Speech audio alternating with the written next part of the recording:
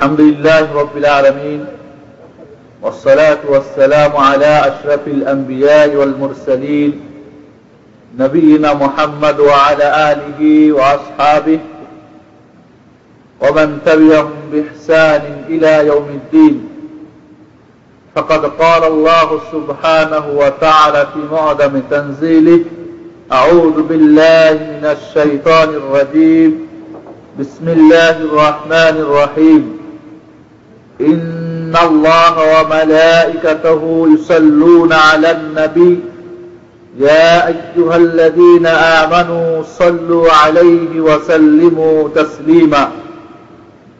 اللهم صل على محمد وعلى آل محمد كما صليت على إبراهيم وعلى آل إبراهيم إنك حميد مجيد. اللهم بارك على محمد وعلى آل محمد كما باركت على إبراهيم وعلى آل إبراهيم إنك حميد مجيد.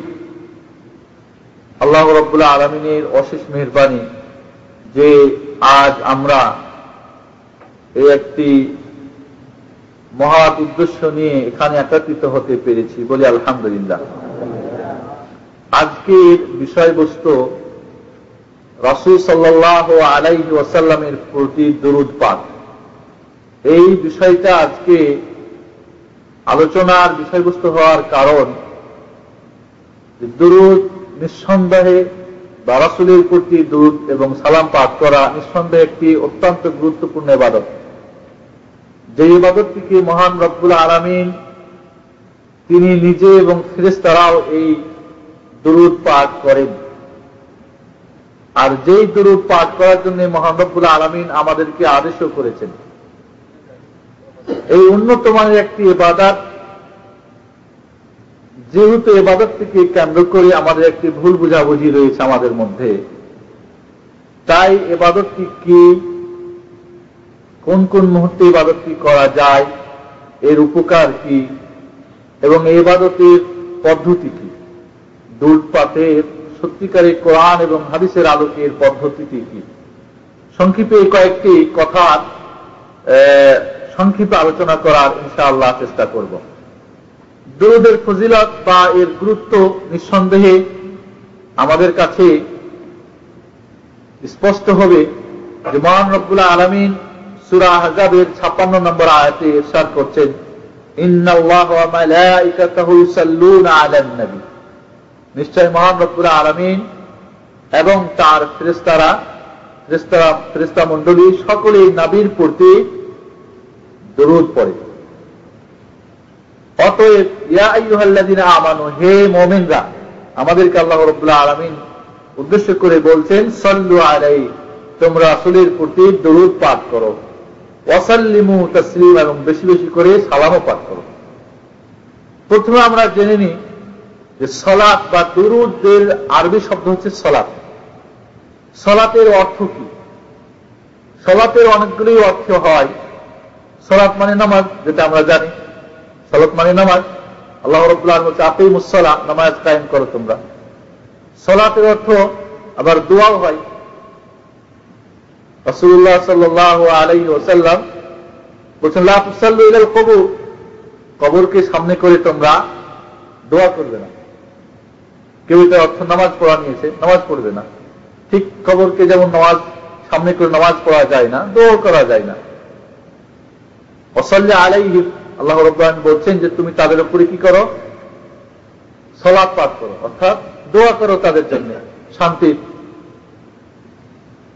আবার সালাত অর্থ হয় মহান রব্বুল আলামিনের দিকে যদি এর নিসবত হয়। দেখো আল্লাহ রাব্বুল আলামিন এখানে বলছেন যে আল্লাহ রাব্বুল আলামিন সালাত, নবীর প্রতি সালাত পাঠ করেন। এই সালাতের অর্থ কি? আল্লাহ রাব্বুল আলামিনের ব্যাপারে সালাতের অর্থ হবে তখন রাহমাত বর্ষণ করা, অথবা ক্ষমা করা, অথবা প্রশংসা করা। আর এই সালাতটা যদি ফেরেশতাদের ব্যাপারে ব্যবহার হয় তখন অর্থ হবে ইস্তেগফার করা, ক্ষমা চাওয়া। আর আমাদের ব্যাপারে, বান্দার ব্যাপারে যখন ব্যবহার হবে তখন সালাতের অর্থ হবে দোয়া করা বা চাওয়া। তবে এখানে আল্লাহ রাব্বুল আলামিন রাসূলের প্রতি সালাত পাঠ করেন, অর্থাৎ নবীর প্রশংসা করেন, অথবা তার উপর রহমত বর্ষণ করেন, অথবা তাকে ক্ষমা করেন। আর ফেরেশতারা সালাত পাঠ করেন মানে ফেরেশতারা নবী মুহাম্মদ রাসূলুল্লাহ সাল্লাল্লাহু আলাইহি সাল্লামের জন্য আল্লাহর কাছে ক্ষমা তলব করেন, ক্ষমা চান। আর আমরা যে দুরূদ পাঠ করি এর অর্থ হচ্ছে যে আমরা নবী মুহাম্মদ রাসূলুল্লাহ সাল্লাল্লাহু আলাইহি সাল্লামের জন্য চাই, কি চাই? আল্লাহর কাছে তার জন্য রহমত চাই, আল্লাহর কাছে তার জন্য মাগফিরাত চাই, আল্লাহর কাছে তার প্রশংসা করার জন্য আল্লাহ রাব্বুল আলামিনের কাছে আমরা বলি। আর সালাম মানে তো শান্তি বর্ষণ করা, শান্তির জন্য আল্লাহ রাব্বুল আলামিনের কাছে দোয়া করা। এখানে একটা কথা মনে রাখতে হবে যে আল্লাহ রাব্বুল আলামিন তার নবীর প্রতি তার রহমত বর্ষণ করেন বা তার প্রশংসা করেন বা তাকে ক্ষমা করেন, যেই কাজটি ফেরেশতারাও পছন্দ করেন, আর ওই কাজটি আমাদেরকে করার জন্য মহান রব্বুল আলামিন আদেশ করেছেন। এমন কোন ইবাদত নেই যে ইবাদতটি স্বয়ং মহান রব্বুল আলামিনও করেন, ফেরেশতারাও করেন। ইবাদত অর্থাৎ যেই কাজটি আর কি, এখানে ইবাদত আল্লাহ রব্বুল আলামিন, আমরা ইবাদত করি, ইবাদত মানে দাসত্ব করা। আল্লাহ রব্বুল আলামিন যেই কাজটি তিনি নিজে করেন, ফেরেশতারাও করেন এবং মুমিনদেরকে করার জন্য আদেশও করেছেন। এমন একটা ইবাদত অন্যটা নেই যেটা দুরূদের মধ্যে রয়েছে। তবে নিঃসন্দেহে ইবাদত, এই দুরূদটি একটা অত্যন্ত গুরুত্বপূর্ণ ইবাদত। বন্ধুগণ, এই আয়াতটি নাযিল হয়েছে কার উপরে আপনারা জানেন? এই আয়াতটি কার উপর নাযিল হয়েছিল? নবী মুহাম্মদ রাসূলুল্লাহ সাল্লাল্লাহু আলাইহি সাল্লামের উপর। তাহলে এই দুরূদ পাঠ করার জন্য এই হুকুমটা বা এই নির্দেশটা বা এই খবরটা আমরা কার মাধ্যমে পেয়েছি? নবী মুহাম্মদ রাসূলুল্লাহ সাল্লাল্লাহু আলাইহি সাল্লামের মাধ্যমে। তাহলে নিঃসন্দেহে দুরূদ কিভাবে পাঠ করব, এর শব্দগুলি কি হবে, নিয়মটা কি হবে, কখন পাঠ করব, সবকিছুই তাহলে আমরা নবী মুহাম্মদ রাসূলুল্লাহ সাল্লাল্লাহু আলাইহি সাল্লামের মাধ্যমেই আমরা জানার চেষ্টা করব। আসুন তাহলে প্রথমে এই দুরূদের কিছু ফজিলত বা গুরুত্ব আমরা আলোচনা করতে কিছু হাদিস আপনাদের কাছে উল্লেখ করি।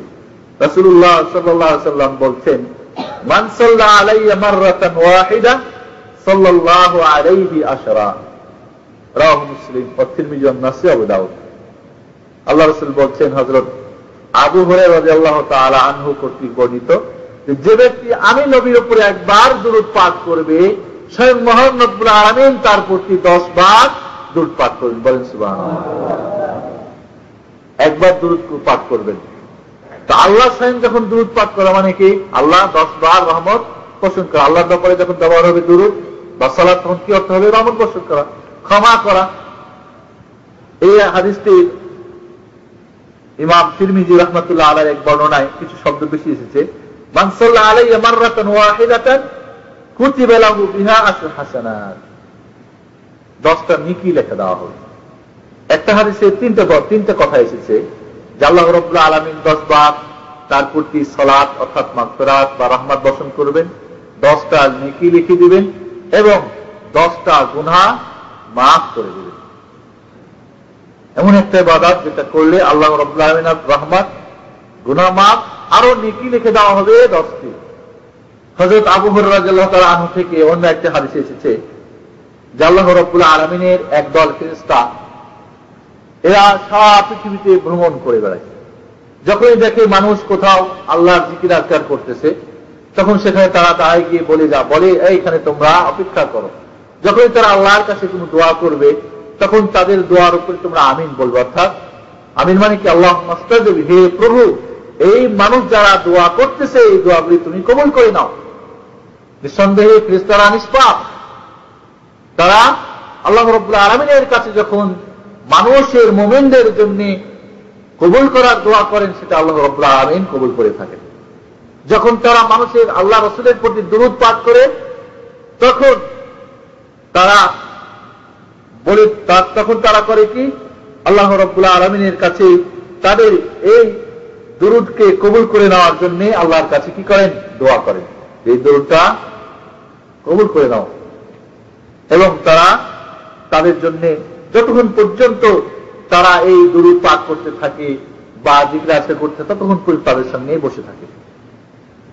এরপরে তারা একজন আরেকজনকে বলতে থাকে তুবা লিমান তুবা লিহাউলাই ইয়ারজিউনা মাগফুরান লাহুম, আজকে শুভ সংবাদ এই ব্যক্তিদের জন্য যারা নিষ্পাপ হয়ে ফিরে যাচ্ছে। আল্লাহু আকবার। এই হাদিসটি ইমাম আহমদ এবং ইমাম আবু দাউদ রাহমাতুল্লাহ আলাইহি বর্ণনা করেছেন হাসান সনদে। রাসূলুল্লাহ সাল্লাল্লাহু আলাইহি ওয়াসাল্লাম একদিন সাহাবাদেরকে বললেন যে এখানে মেম্বার নিয়ে আসো, মেম্বার হাজির করা হলো। এরপর রাসূলুল্লাহ সাল্লাল্লাহু আলাইহি ওয়াসাল্লাম প্রথম সিঁড়িতে উঠলেন, বললেন আল্লাহুম্মা আমিন। দ্বিতীয় সিঁড়িতে উঠে বললেন আল্লাহুম্মা আমিন বা আমিন। তৃতীয় সিঁড়িতে উঠে বললেন আমিন। এরপরে খুতবা শেষ হয়ে গেল।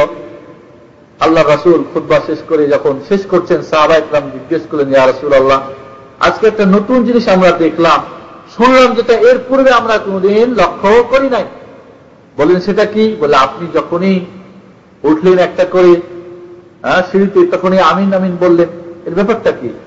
আল্লাহ রাসূল বললেন যে প্রথম ধাপে যখন বা প্রথম সিঁড়িতে যখন আমি উঠলাম, তখন জিবরিল আমিন আলাইহিস সালাতু ওয়াস সালাম এসে আমাকে বললেন যে ওই ব্যক্তি আল্লাহর রহমত থেকে দূর হয়ে যাক, যে রমজানুল মুবারককে পেল তারপরেও তার সমস্ত জীবনের গুনাহগুলিকে ক্ষমা করে নিতে পারল না।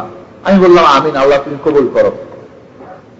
যে রমজানকে পেল তারপরে তার গুনাহ খাতাগুলিকে ক্ষমা করে নিতে পারল না, তার মতো হতভাগা আর কেউ নেই, আল্লাহ রহমত থেকে বঞ্চিত হওয়ারই তার প্রয়োজন, আল্লাহ তুমি কবুল করে নাও।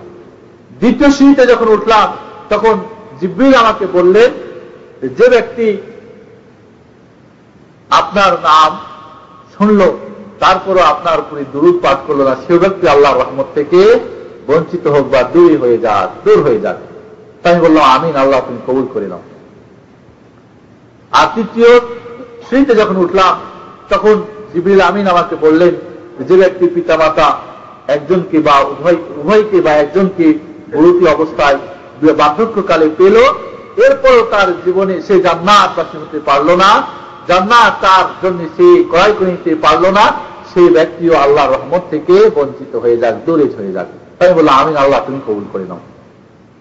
তাহলে এই হাদিস থেকে আমরা বুঝতে পারছি, এই হাদিসটি ইমাম হাকিম সহিহ ইসনাদে বর্ণনা করেছেন, কাব ইবনে উজরার হাদিস, যেখানে রাসূলের নাম শোনার পরে যে দুরূদ পাঠ করে না, সে আল্লাহর রহমত থেকে বঞ্চিত হয়ে যায়, দূরে সরে যায়। রাসূলুল্লাহ সাল্লাল্লাহু আলাইহি ওয়াসাল্লাম অন্য একটা হাদিসে বলছেন যে কোন মাজলিসে বসে যদি আমার প্রতি দুরূদ পাঠ না করে তারা মাজলিস শেষ করে, কিয়ামতের দিন তাদের বিরাট একটা কি হবে, কিয়ামতের দিন তাদের বিরাট ক্ষতি হবে, কিয়ামতের দিন তাদেরকে আফসোস করতে হবে। তাহলে দুরূদ পাঠের আমরা নিঃসন্দেহে বুঝতে পারতেছি বিরাট ফজিলত রয়েছে। কিয়ামতের দিন অন্য একটা হাদিসে রয়েছে, যারা রাসূলের প্রতি বেশি বেশি করে দুরূদ পাঠ করবে, কিয়ামতের মাঠে যে বিরাট মনে করেন ভয়ানক অবস্থা হবে, হাওড়াক এক অবস্থা হবে, কেউ কাউরি খবর নিতে পারবে না। সেই আপনার কঠিন বিপদের সময় মানুষ কি হয়ে যায়, ঘাবড়ে যায় না, ভয় পেয়ে যায়, সে ভয় পাবে না দুরূদ যদি ঠিক মতো রাসূলের প্রতি পাঠ করে। এইভাবে দুরূদ পাঠের অনেক ফজিলতি রয়েছে। রাসূলুল্লাহ সাল্লাল্লাহু আলাইহি ওয়াসাল্লাম বলছেন, তোমরা জুমার দিনে আমার প্রতি বেশি বেশি করে দুরূদ পাঠ করবে। এই জুমার দিনে তোমাদের দুরূদগুলি আমার কাছে পৌঁছানো হয়, আমি তার উত্তর দিব।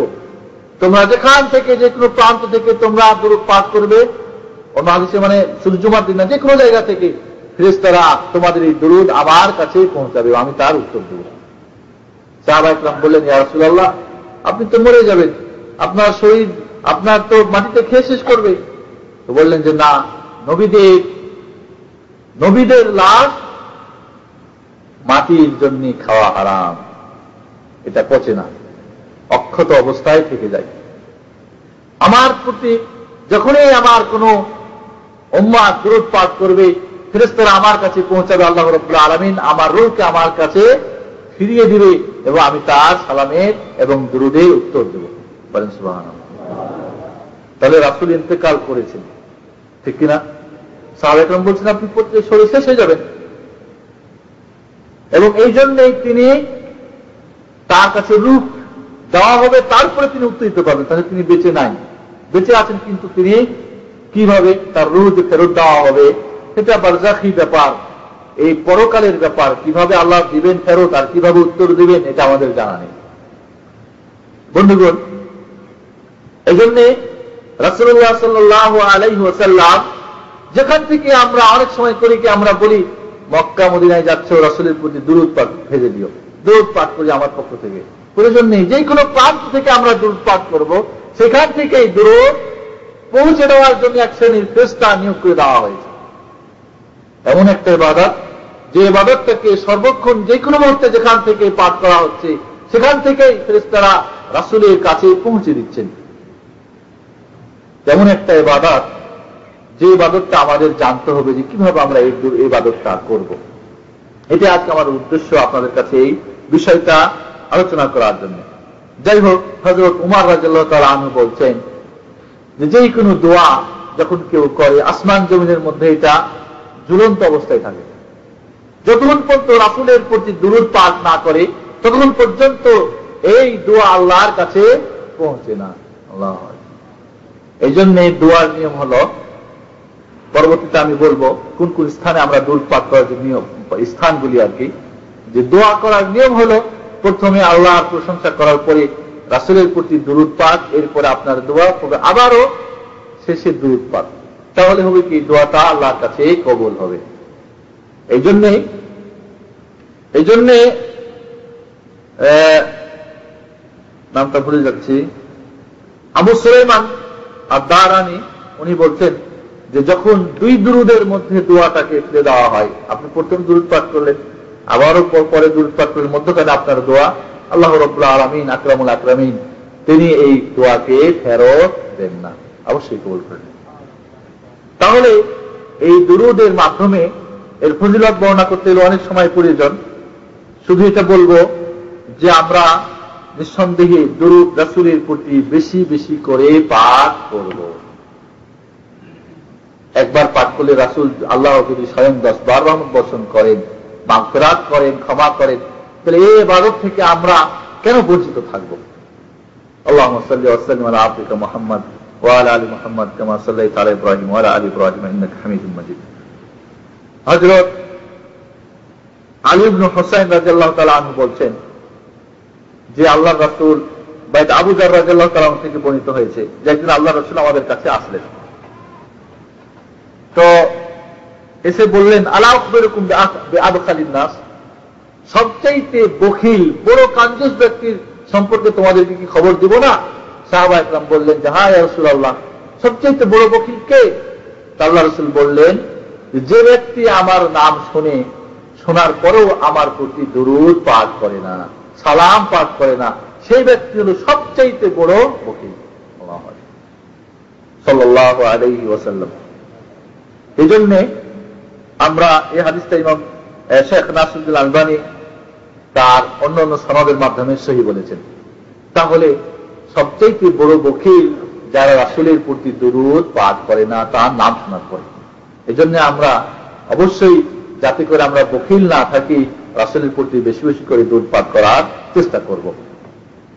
এরপরে আমরা আলোচনা করব যে কোন কোন স্থানে দুরূদ পাঠ করা কথা হাদিস এবং কোরআনের আলোকে আমরা পাই। আল্লামা ইবনুল কাইয়িম আল জাওজি রাহিমাহুল্লাহ এই দুরূদ পাঠের স্থানগুলিকে নির্ণয় করতে গিয়ে 41টি স্থান উল্লেখ করেছেন।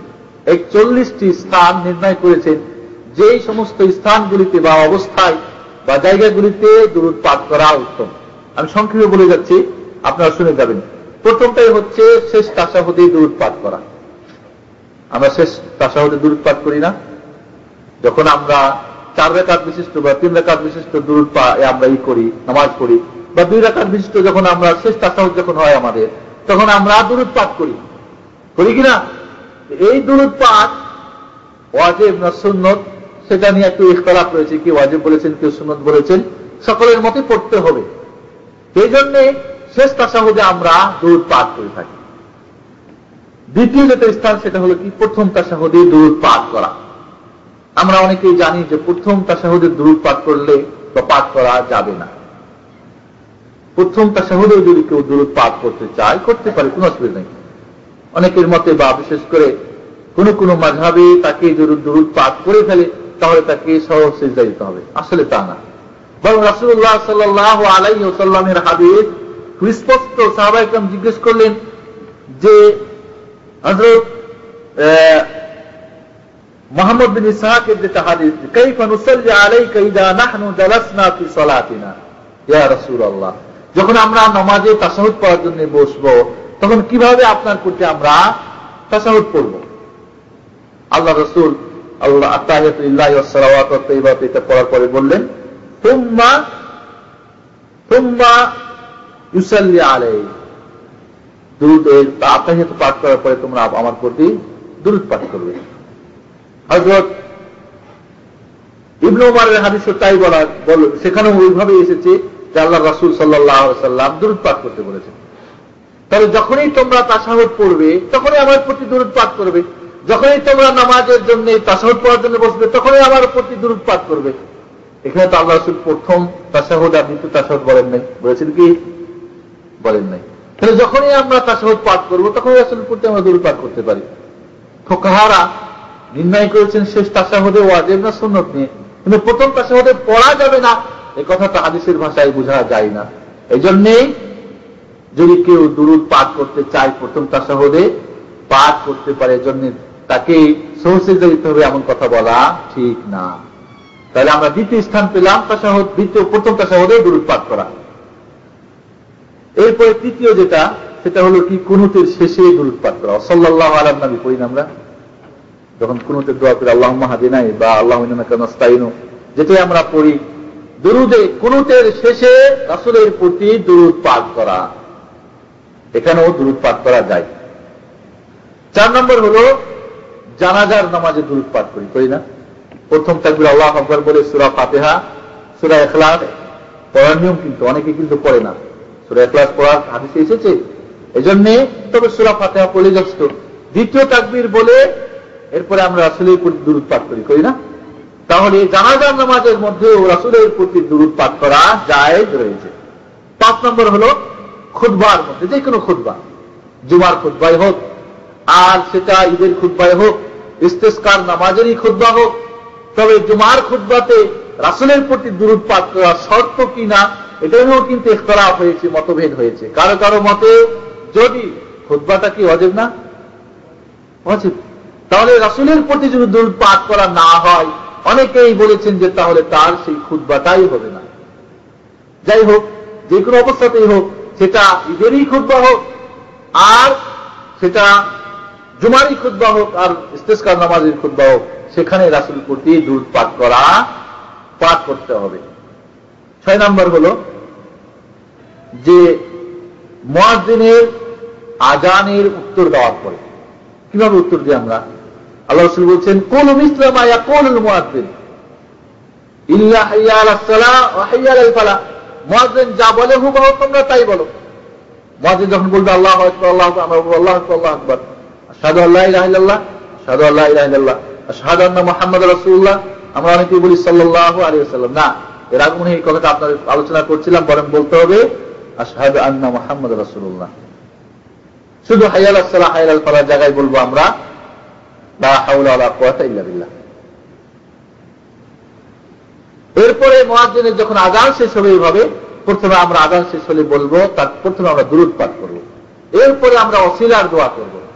আল্লাহুম্মা আতি মুহাম্মাদান কি আল্লাহুম্মা রাব্বা হাযিহি দাওয়াতি তাম্মাতি ওয়াস সালাতিল কায়িমা আতি মুহাম্মাদান ওয়াসিলাতাল ফাদিলা ওয়া বা'আসহু মাকামান মাহমুদা আল্লাযী ওয়া'আতা। তো এই যে এখানে মুয়াজ্জিনের আযান শোনার পরে বা ইকামত শোনার পরেও যখন কামাতুস সালাহ বলবে তখনও রাসূলের প্রতি আমরা দরুদ পাঠ করতে পারবো।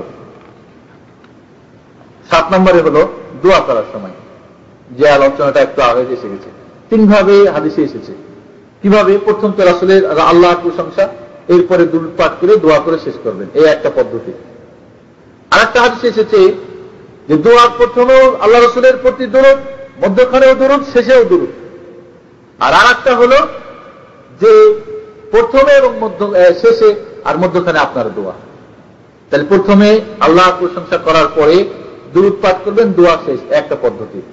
দ্বিতীয় হলো দোয়ার সময় যে প্রথমে তো আল্লাহর প্রশংসা করবেনই, তারপরে প্রথমে করার পরে রাসূলের প্রতি দুরূদ, এরপরে দোয়া, মধ্যখানেও আবার দুরূদ, শেষেও আবার দুরূদ। আর একটা পদ্ধতি হলো যে প্রথমে দুরূদ, প্রশংসার পরে আল্লাহ, আর শেষে দুরূদ, মধ্যখানে আপনার দোয়া। এই তিন ভাবে হাদিসে এসেছে। মোট কথা দোয়ার সময় দুরূদ পাঠ করতে হবে। 8 নম্বরে হলো মসজিদে প্রবেশের সময় এবং বাইরে হওয়ার সময় কি নিয়মে ঢুকবেন? বিসমিল্লাহ ওয়াসসালাতু ওয়াসসালামু আলা রাসূলিল্লাহ আল্লাহুম্মা ইফতাহ লি আবওয়াব রাহমাতিক। করতে বলুন বিসমিল্লাহ ওয়াসসালাতু ওয়াসসালামু আলা রাসূলিল্লাহ, দুরূদ এবং সালাম, আল্লাহুম্মা ইফতাহ লি আবওয়াব রাহমাতিক। ঠিক ওইভাবে বাইরে হওয়ার সময় বিসমিল্লাহ ওয়াসসালাতু ওয়াসসালামু আলা রাসূলিল্লাহ আল্লাহুম্মা ইন্নী আসআলুকা মিন ফাদলিক।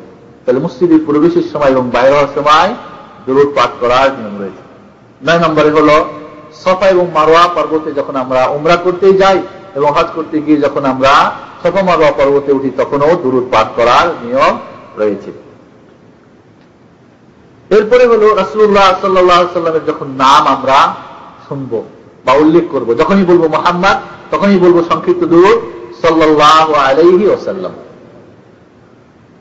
এরপরে হলো যখন তালবিয়া শেষ করি আমরা, যখন এই কাবা ঘরে প্রবেশ করতে যাই তখন তালবিয়া শেষ করি না, বন্ধ করে দিয়ে তখন কি বলতে হবে? বিসমিল্লাহ ওয়াসসালাতু ওয়াসসালামু আলা রাসূলিল্লাহ। এরপরে দোয়া পড়ে সেখানে কাবা ঘরে যখন আমরা তালবিয়া বন্ধ করে যখনই কাবা ঘর দেখবো তখনই তালবিয়া বন্ধ করতে হয় না, তখনও দুরূদ পাঠ করার নিয়ম রয়েছে। এরপরে হাজরে আসওয়াদ চুমু দেওয়ার সময়ও দুরূদ পাঠ করার কথা এসেছে। এরপরে যেটা হলো রাসূলুল্লাহ সাল্লাল্লাহু আলাইহি ওয়াসাল্লামের যখন আমরা কবর জিয়ারত করতে যাব তখন আমরা রাসূলের প্রতি কবর জিয়ারত করতে যাব, মানে এরা কিন্তু আপনাদের আর আগে কথাটা বলেছি যে মদিনায় রাসূলের কবরের জিয়ারতের উদ্দেশ্যে যাওয়া চলবে না। কি উদ্দেশ্যে যেতে হবে? মসজিদে নববীর জিয়ারতের উদ্দেশ্যে। যখন পৌঁছে যাবে তখন আপনার কর্তব্য হলো রাসূলের কবর জিয়ারত করা। রাজা শরীফ বলবেন না, রাজা শরীফ কাকে বলে? যাই হোক, রাসূলের তখন কবর জিয়ারতের সময় তখন আপনি রাসূলের প্রতি দুরূদ এবং সালাম পাঠ করবেন। এরপরে হলো বাজারে যাওয়ার সময় বা কোনো দাওয়াতের কাজে যাচ্ছেন তখনও হয়তো দুরূদ পাঠ করার নিয়ম রয়েছে। কোরআন খতমের পরেও দুরূদ পাঠ করার নিয়ম রয়েছে। কোরআন পড়ে খতম দিলেন, এরপরে যেহেতু আল্লাহর বাণী শেষ হলে বা রাসূলের প্রতি দুরূদ পাঠ করে আপনি দোয়া করতে পারেন। কোরআন খতমের পরে বা কোরআন পড়ার পরে দোয়া করা কি উত্তম। 18 নম্বর হলো জুমার দিনে রাসূলের প্রতি বেশি বেশি করে দুরূদ পাঠ করা। কারণ আল্লাহ রাসূল বলছেন যে তোমরা জুমার দিনে বেশি বেশি করে আমার প্রতি দুরূদ পাঠ করো, যে আমার প্রতি বেশি বেশি দুরূদ পাঠ করবে সেই ব্যক্তি কিয়ামতের দিন আমার নিকটে থাকবে। আল্লাহু আকবার। এবং জুমার দিনের আপনার এই বিশেষ করে জুমার দিনের দুরূদ ফেরেশতারা আল্লাহ রাসূলের কাছে পৌঁছাতে থাকে। এরপরে হলো কোন মসজিদের পাশ দিয়ে যখন যাবেন বা মসজিদ দেখবেন দূর থেকে তখন রাসূলের প্রতি দুরূদ পাঠ করার নিয়ম রয়েছে। আব্দুল্লাহ ইবনে ওমর সাহাবী রাসূলের প্রতি যখন এই মসজিদকে দেখতেন, যখন এই মসজিদের পাশ দিয়ে যেতেন তখন এই রাসূলের প্রতি দুরূদ পাঠ করতেন। আপনি যখন বিপদগ্রস্ত হবেন, যখন আপনি অত্যন্ত চিন্তাগ্রস্ত হবেন, যখন আপনি আপনার আল্লাহ রাব্বুল আলামিনের ক্ষমার প্রয়োজন রয়েছে, এই মুহূর্তে আল্লাহর রাসূলের প্রতি দুরূদ এবং সালাম বেশি বেশি করে পাঠ করার নিয়ম রয়েছে। এরপরে হলো রাসূলের যদি নাম আমরা লিখি মুহাম্মদ, তখন আমরা লিখব সাল্লাল্লাহু আলাইহি ওয়াসাল্লাম। আল্লাহ রাসূল বলছেন কোন ব্যক্তি যদি কোনো কিছু লিখতে গিয়ে আমার নাম লেখার পরে আমার প্রতি দরুদ লিখে দেয় সাল্লাল্লাহু আলাইহি ওয়াসাল্লাম, তাহলে যতদিন পর্যন্ত ওই লেখা বা ওই কাগজে বা ওই কিতাবে বা ওই যেখানে হোক আমার ওই নামের সঙ্গে আমার দরুদ লেখা থাকবে, যতদিন পর্যন্ত এই কাগজটা থাকবে ততদিন পর্যন্ত তার প্রতি আল্লাহর পক্ষ থেকে রহমত বর্ষণ হতে থাকবে। আল্লাহু আকবার। এরপরে আমি কিছু কিছু বাদ দিয়ে দিচ্ছি দিনের প্রথম ভাগে এবং শেষ ভাগে। আল্লাহ রাসূল বলছেন যে ব্যক্তি সকাল সময় আল্লাহ আমার প্রতি দুরূদ পাঠ করবে আল্লাহ রাব্বুল আলামিন, এবং সন্ধ্যার সময় আমার প্রতি দুরূদ পাঠ করবে আল্লাহ রাব্বুল আলামিন তার প্রতি তো রহমত বর্ষণ করবেন, কিয়ামতের দিন আমার সুপারিশ তার জন্য ওয়াজিব হয়ে যাবে। তাহলে সকাল সন্ধ্যা রাসূলের প্রতি দুরূদ পাঠ করা কি উত্তম। এরপরে হলো কেউ যদি পাপ করার পরে চায় যে আমি আল্লাহর কাছে এখন ক্ষমা চাবো, তাহলে সেই মুহূর্তেও আল্লাহ রাসূলের প্রতি দুরূদ পাঠ করা উত্তম। এরপরে হলো যে কেউ যদি অভাব অনুভব করে, অভাব অনটন অনুভব করছে, তার রুজি রুটি চলছে না, পরিবার চালাতে পারছে না, তার যে ইনকাম সেই দিয়ে চলছে না, তাহলে সেই মুহূর্তে যদি রাসূলের প্রতি দুরূদ পাঠ করা হয়, আল্লাহর রহমতে ইনশাআল্লাহ তার এই কি অভাব দূর হয়ে যাবে। এরপরে হলো অনেকে যারা ভুল করেছেন তারা আর এটা শোনার পরে করবেন না, সেটা হলো কি বিয়ের সময় যখন আসলে নিয়ম হলো ইসলামের নিয়ম পয়গাম দেওয়া, বুঝছেন, বিয়ে প্রস্তাব যখন পাঠাবেন, লিখিত প্রস্তাব, সেখানেও আল্লাহ রাসূলের প্রতি আল্লাহ তো প্রশংসা করবেনই, আলহামদুলিল্লাহ সালাত, তখন ওখানে দুরূদ পাঠ করাকে উত্তম। এরপরে হলো উযু করার পরে রাসূলের প্রতি দুরূদ পাঠ করার নিয়ম এসেছে। বাড়িতে প্রবেশের সময় রাসূলের প্রতি দুরূদ পাঠ করা। 31 নম্বর হলো যে কোনো জিনিস যদি আপনি ভুলে যান, বা কোনো জিনিস ভুলে গেছেন এখন স্মরণ হচ্ছে না, বা কোনো জিনিস স্মরণ করার ইচ্ছা করতেছেন কিন্তু হচ্ছে না, এই মুহূর্তে রাসূলের প্রতি দুরূদ পাঠ করা। রাসূলুল্লাহ সাল্লাল্লাহু আলাইহি ওয়াসাল্লাম ইরশাদ করেছেন, কোন ব্যক্তি যদি কোনো জিনিস ভুলে যায় অথবা একটা জিনিস স্মরণ করতে চাচ্ছে না পারে, তাহলে আমার প্রতি যদি দুরূদ পাঠ করে মহান রব্বুল আলামিন তাকে স্মরণ করে দিবেন। বলেন সুবহানাল্লাহ। এই জন্য দেখবেন এই দেশে দেখেছেন কোন একটা জিনিস বলতে চাচ্ছে পারে না, দেখবেন এদেরকে আল্লাহ রাসূলের প্রতি দুরূদ পাঠ করে, আল্লাহুম্মা সাল্লি ওয়া সাল্লিম আলা আবদিকা মুহাম্মদ সাল্লাল্লাহু আলাইহি ওয়াসাল্লাম। দেখেছেন কিনা অনেকে দেখবেন মোতাওয়ারা দেশে কোন জিনিস বলতে চাচ্ছে পারে না, দেখবেন রাসূলের প্রতি দুরূদ পাঠ করে। তাহলে কোন জিনিস যদি আপনি স্মরণ করতে চান, বা একটা জিনিস আপনি পাচ্ছেন না কোথায় রেখেছি, বা কি জিনিসটা, বা একটা জিনিস একজনকে পৌঁছাতে চাচ্ছেন, বা একটা হাদিস বলতে চাচ্ছেন, বা একটা আয়াত পড়তে চাচ্ছেন, পারেন না, তখন আপনি রাসূলের প্রতি দুরূদ পাঠ করবেন, আল্লাহ রাব্বুল আলামিন আপনাকে স্মরণ করায় দিবেন। এরপরে হলো নামাজের পরে দুরূদ পাঠ করা। ফজর এবং মাগরিবের নামাজের পরে রাসূল সাল্লাল্লাহু আলাইহি ওয়াসাল্লামের প্রতি আপনি দুরূদ পাঠ করতে হবে 3 বার করে। ফজর এবং মাগরিবে 3 বার করে। প্রথম নিয়ম কি আস্তাগফিরুল্লাহ 3 বার, এরপরে আল্লাহুম্মা সাল্লাম 1 বার, এরপরে ফজর মাগরিবে লা ইলাহা ইল্লাল্লাহু ওয়াহদাহু লা শারীকা লাহু লাহুল মুলকু ওয়া লাহুল হামদু ইউহয়ি ওয়া ইউমীতু ওয়া আলা কুল্লি শাইইন কাদির 10 বার করে। এরপরে আল্লাহুম্মা লা মানিআ লিমা আতাইতা ওয়া লা মুতিআ লিমা, এটা একবার। এইভাবে করার পরে আপনি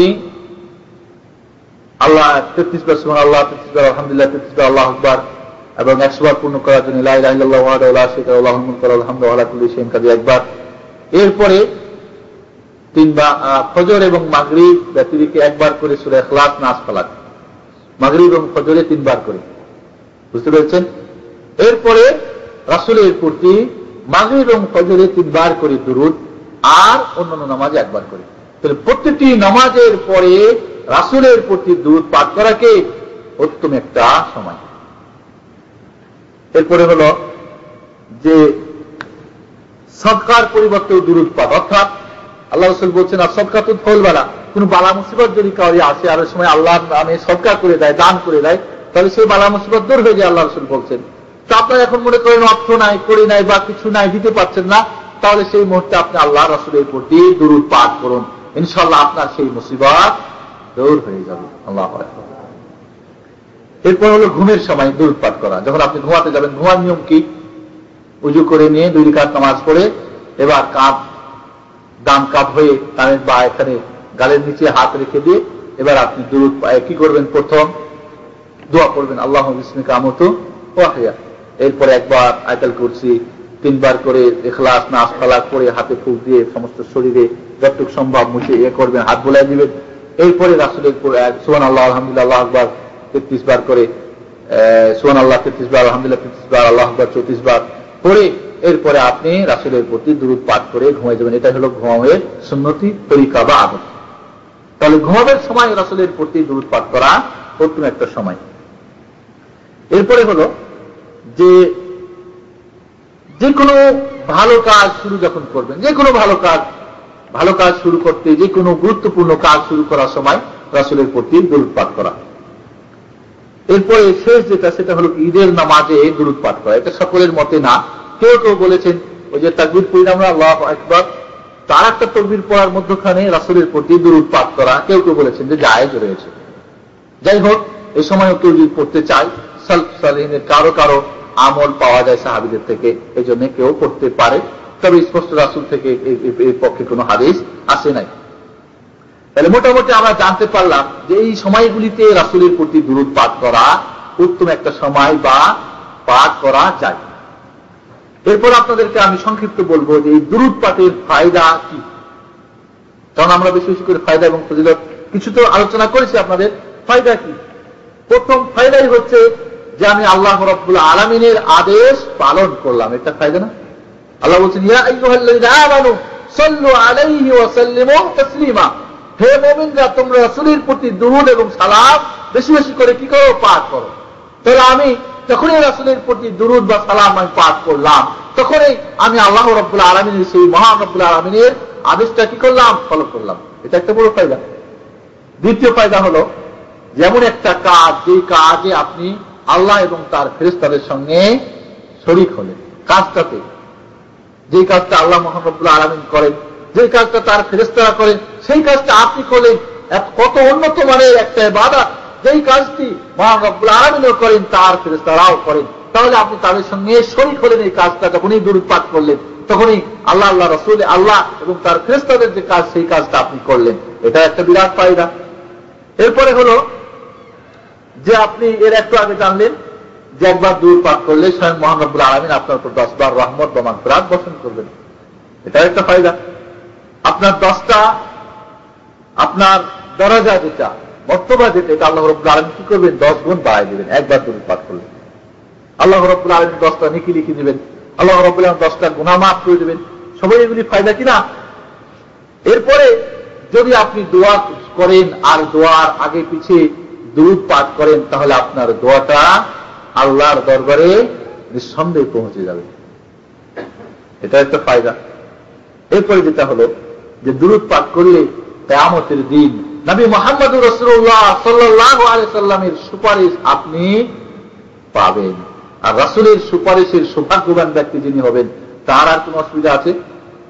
তাহলে একটাই তো যথেষ্ট ফায়দা। এখানে আপনাদের জন্য প্রায় 38 বা 39টা ফায়দা লিখে নিয়ে আসছি, আমি কিছু কিছু বাদ দিয়ে সংক্ষিপ্ত আপনাদেরকে বলবো।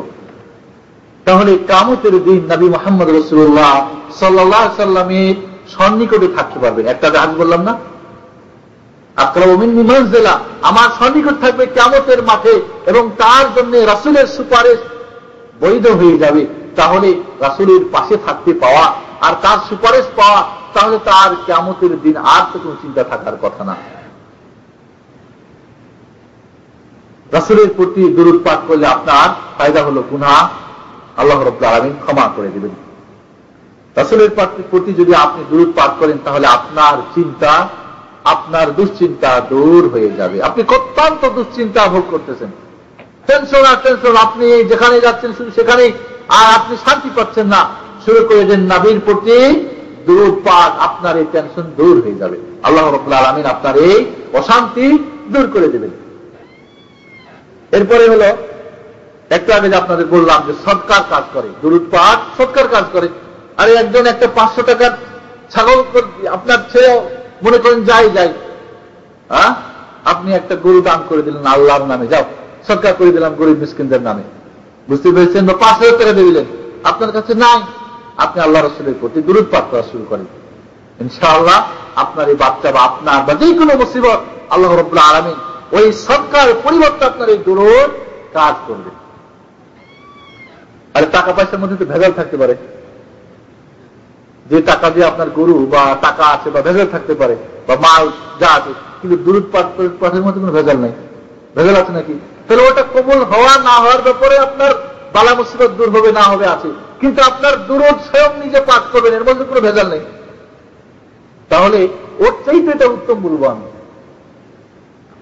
এরপরে অন্য একটা হাদিসে এসেছে যে দুরূদ পাঠ করলে মানুষের যে হাজাত, মানুষের যে অভাব, আল্লাহ রাব্বুল আলামিন পূরণ করে দেবে। এটা একটা ফায়দা। এরপরে দুরূদ পাঠ করলে আপনার অন্তর পরিষ্কার হবে। আজকে বন্ধুগণ, আজকে আমি এর আগে আপনাদের প্রথম ওয়াজ করেছিলাম খাদ্যতে এসে তাজকিয়াতুন নফস, অন্তরকে পরিষ্কার করার কথা, ঠিক না? আজকে আমাদের সত্যি পবিত্র ভালো কথা আমাদের অন্তর কবুল করতে রাজি না। একটাই কারণ, পাপের সাগরে ডুবে থেকে আমাদের অন্তরটা নষ্ট হয়ে গেছে, এই ভালো জিনিসকে গ্রহণ করতে চাই না, তাহলে আসুন রাসূলের প্রতি বেশি বেশি করে দুরূদ পাঠ করে আমাদের অন্তরটাকে পরিষ্কার করার চেষ্টা করি। এরপরে হলো একটা হাদিসে এসেছে যে যে ব্যক্তি রাসূলের প্রতি বেশি বেশি দুরূদ পাঠ করবে মৃত্যুর পূর্বে সে জান্নাতের শুভ সংবাদ পাবে। আল্লাহু আকবার। সে ব্যক্তি জানতে পারবে মৃত্যুর প্রাক্কালে যে আমি জান্নাতে। তিনি যে এই কথাটা ইসলামের মাধ্যমে হোক, যেভাবে হোক, আল্লাহ রাব্বুল আলামিন তাকে এই শুভ সংবাদটা জানিয়ে দিবেন। এরপরে হলো আপনাদের হাদিসটা বর্ণনা করেছি যে কিয়ামতের দিন সেই কঠিন অবস্থায় সে নিশ্চিন্তায় থাকবে, সে নিরাপদে থাকবে।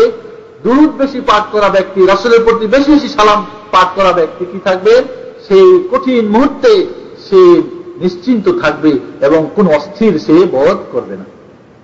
এরপরে হলো বন্ধুগণ যে আপনি যদি রাসূলের প্রতি দুরূদ এবং সালাম পাঠ করেন, স্বয়ং নবী মুহাম্মদ রাসূলুল্লাহ সাল্লাল্লাহু আলাইহি ওয়াসাল্লাম আপনার এই দুরূদ এবং সালামের উত্তর দিবেন। আল্লাহু আকবার। অন্য একটা হাদিসে এসেছে যে আপনার নাম উল্লেখ করা হবে। যখন কেউ দুরূদ পাঠ করে পৃথিবীর যে কোনো প্রান্ত থেকে ফেরেশতারা সেই ব্যক্তির নাম এবং তার বাবার নাম উল্লেখ করে রাসূলের কাছে বলবেন, ইয়া রাসূলুল্লাহ, আপনার উম্মত উমুক আব্দুল্লাহ বিন আব্দুর রহমান আপনার উপরে দুরূদ এবং সালাম পাঠ করেছে। আল্লাহু আকবার। আপনার নামটা আপনি নবীকে দেখেন নাই, কিন্তু আপনার নাম স্বয়ং ফেরেশতারা নবীর কাছে পেশ করবে, আব্দুল্লাহ বাংলাদেশি বা অমুক জায়গা থেকে বা অমুকে আপনার কাছে দুরূদ পাঠ করেছে। আল্লাহু আকবার। আপনার নাম রাসূলের কাছে উল্লেখ করা হবে, এর চেয়ে আর কি ফায়দা চান? হ্যাঁ, আল্লাহুম্মা সাল্লি ওয়া সাল্লিম আলা আবদিকা মুহাম্মদ ওয়া আলা আলি মুহাম্মদ। এইভাবে দুরূদ পাঠের ফজিলত হলো যে আপনার ফাকারাত, আপনার দৈন্যতা, আপনার অভাব আল্লাহ রাব্বুল আলামিন দূর করবেন। কি একজন ফকির মিসকিন ওর ফাকারাত যায় না, শুধু অভাব আর অভাব, যতই কিছু করে কিন্তু অভাব যায় না। আপনি রাসূলের প্রতি দুরূদ পাঠ করেন, আপনার অভাব আল্লাহ রাব্বুল আলামিন দূর করে দেবে। আর একটা বড় গুণ হলো যে কমপক্ষে তো আপনি বখিলের নাম থেকে আপনার নামটা কাটা যাবে। কারণ রাসূলের প্রতি যে দুরূদ পাঠ করেন সে হলো সবচাইতে বড় বখিল আল্লাহ রাসূলের ভাষায়, ঠিক কিনা? তা আপনি যদি দুরূদ পাঠ করেন তাহলে কমপক্ষে তো আপনাকে বখিল হিসাবে কিয়ামতের দিন আল্লাহর কাছে উঠতে হবে না, ঠিক কিনা?